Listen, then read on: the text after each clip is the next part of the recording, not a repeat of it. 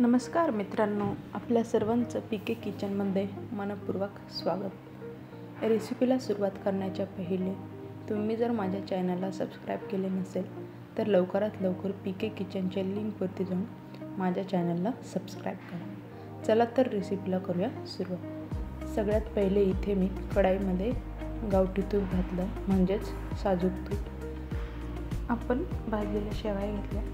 ह्या भाजलेल्याच असतात, पण तरी आपण थोड्याशा डीप फ्राय म्हणजेच थोड्या भाजून घेऊया. इथे आपण शेवया घालून घेतल्या. आता आपण त्या किमान कमी गॅसवरती 2-4 मिनिटं भाजून घेऊया.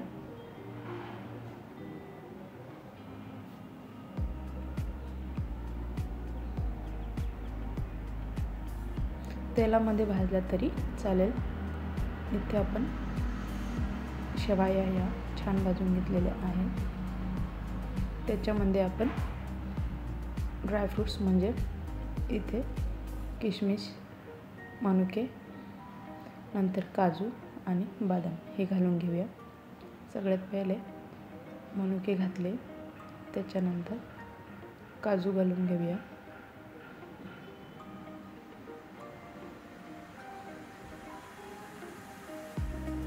आता बदामाचे बारीक काप केलेले आहे ते पण घालून घेऊया. शेवया जेव्हा भाजतो तेव्हा हे ड्रायफ्रूट्स घातले की त्याची टेस्ट ही खूप छान लागते, म्हणून मी भाजल्यानंतर मिक्स करून घेतलं.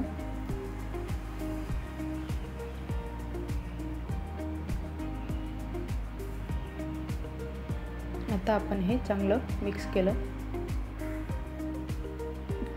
कमी गॅसवरतीच शेवया असू द्या. त्याच्यानंतर इथे मी अर्धा लिटर दूध घेतलं. इथे आपण शेवयामध्ये हे अर्धा लिटर दूध घालून घेऊया.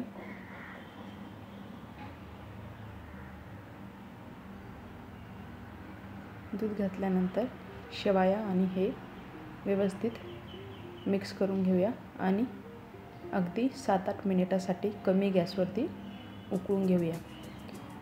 कमी गॅसवरती उकळल्यामुळे अगदी छान लागते शेवयाची खीर. त्याच्यानंतर आपण वरतून पुन्हा थोडंसं साजूक तूप घालून घेतलं. आता कमी गॅसवरती 7-8 मिनिटे उकळून घेऊया. इथे खीर उकळायला सुरुवात झालेली आहे, तुम्ही बघू शकता.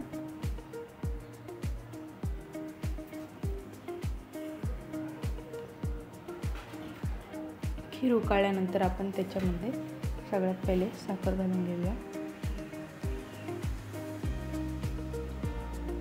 इथे मी अर्धा वाटी म्हणजे सपाट वाटी साखर घालून घेतली. त्याच्यानंतर 1 चमचा वेलची पावडर, थोडेसे केसर तुम्ही स्किप केलं तरी चालेल. इथे माझ्याकडे होते म्हणून मी घातले.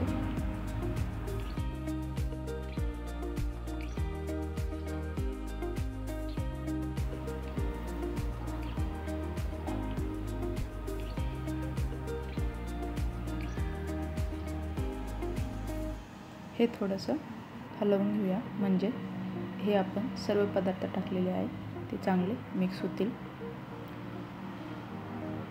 आता आपण सर्व पदार्थ घातले की त्याच्यानंतर एक उकळी येऊन देऊया आणि नंतरला गॅस बंद करूया.